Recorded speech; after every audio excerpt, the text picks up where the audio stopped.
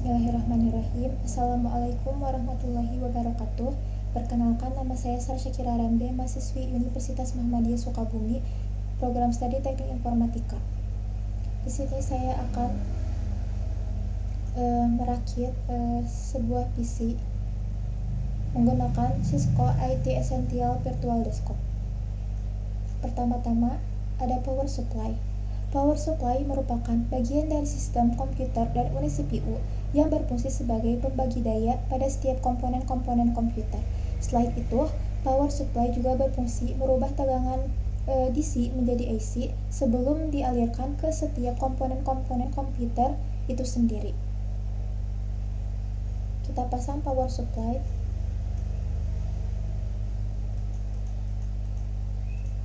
Setelah terpasang, kita pasang power supply screw. Sudah selesai, kita masuk ke tahap motherboard. Jadi, motherboard ini adalah papan sirkuit yang ada di dalam sebuah casing komputer, di mana semua komponen komputer terhubung. Motherboard menyediakan konektivitas antara komponen perangkat keras komputer seperti prosesor, memori, hard drive, dan kartu video. Motherboard juga berfungsi sebagai media penghubung untuk setiap komponen komputer agar dapat saling berkomunikasi dengan komponen komputer lainnya. Lalu kita pasang RAM 1.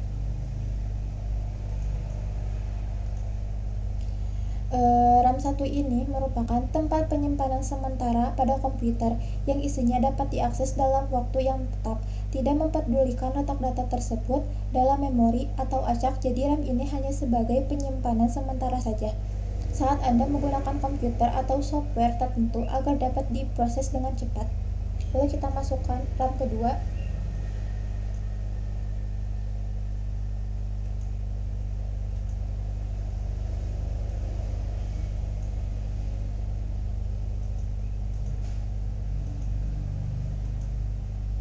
Setelah itu kita pasang CPU. CPU ini berfungsi sebagai pengontrol operasi komputer dan pusat pengolahan fungsi-fungsi komputer.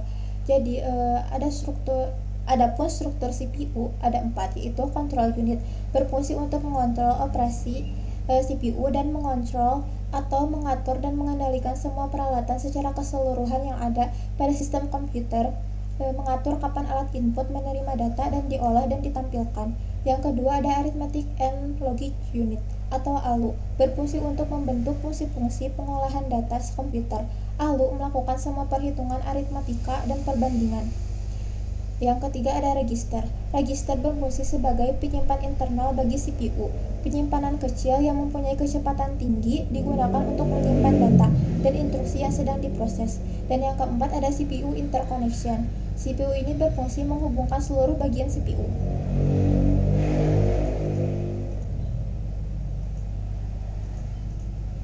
Setelah itu kita tutup. Lalu kita masukkan thermal compound.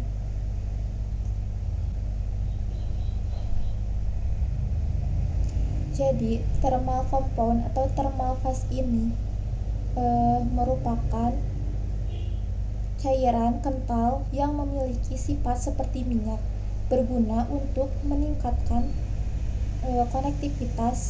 maksudnya konduktivitas termal antara dua permukaan dengan mengisi celah-celah mikroskopisnya. Kita masukkan heatsink.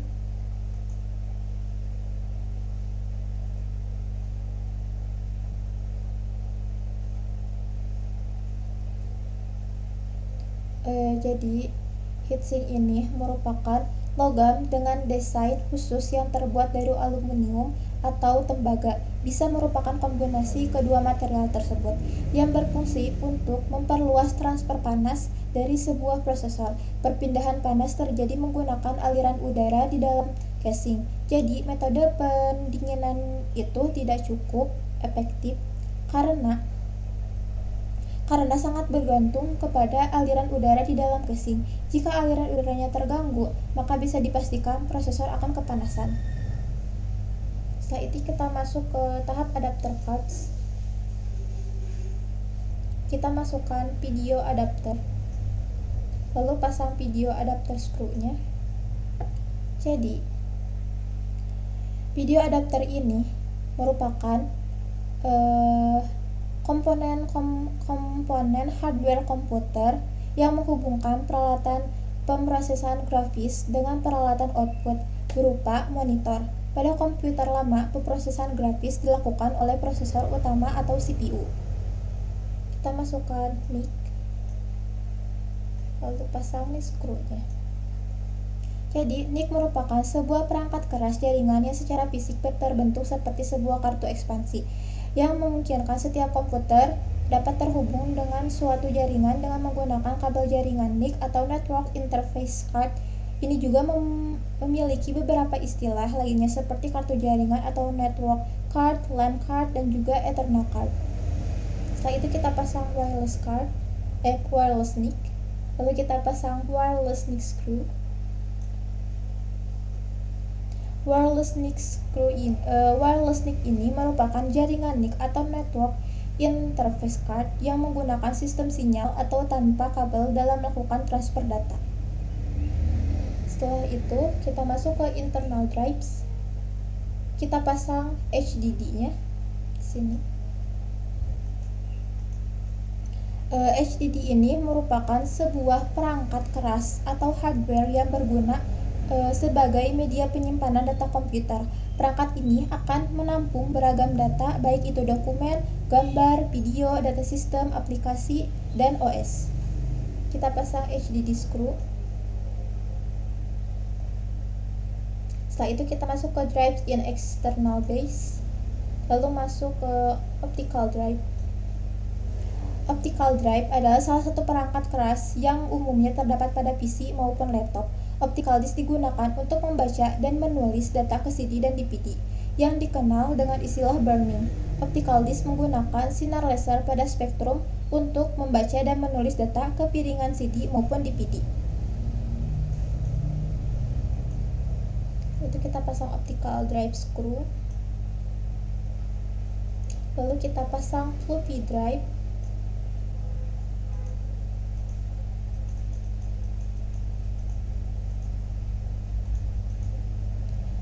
Floppy drive ini atau nama lainnya disket merupakan sebuah media penyimpanan yang bersifat removable. Artinya, media penyimpanan ini bisa dilepas dan dipasang dengan mudah. Floppy disk atau disket digunakan untuk memperoleh sebuah informasi mengenai data yang keluar maupun data yang masuk di dalam sistem komputer. Setelah itu kita pasang floppy drive screw. Setelah itu kita memasuki internal cables. Kita masukkan kabel-kabelnya.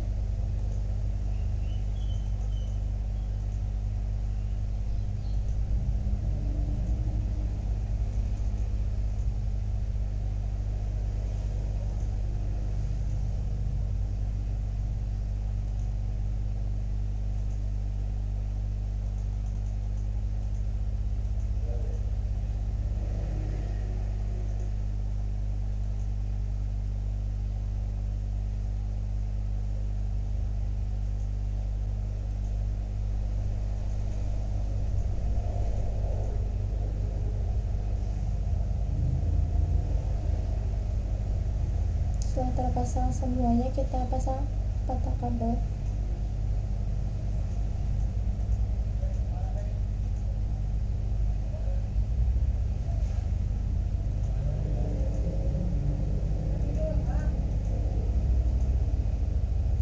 Setelah selesai, kita pasang floppy kabel.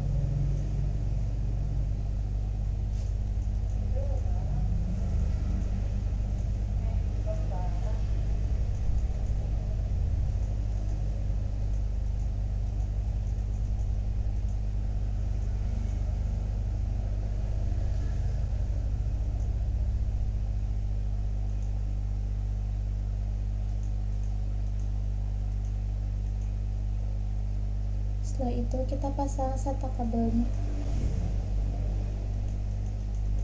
arahkan sesuai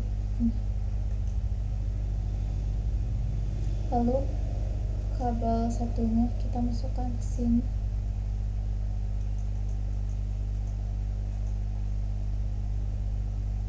Setelah selesai, kita masuk ke internal cables.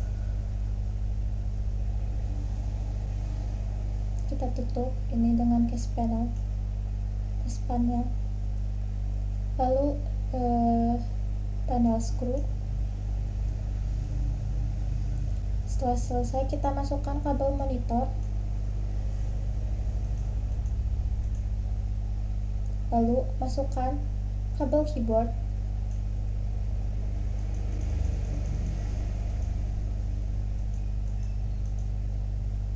Setelah itu masukkan kabel mouse.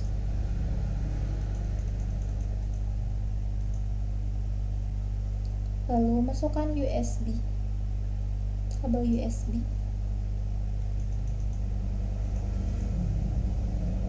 Setelah itu kita masukkan Ethernet.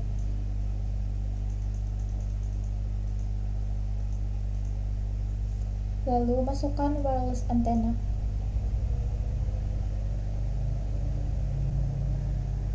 Lalu masukkan kabel power cord.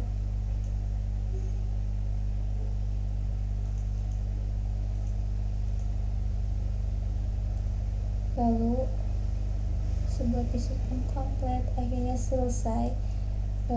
Mungkin hanya ini yang dapat saya sampaikan.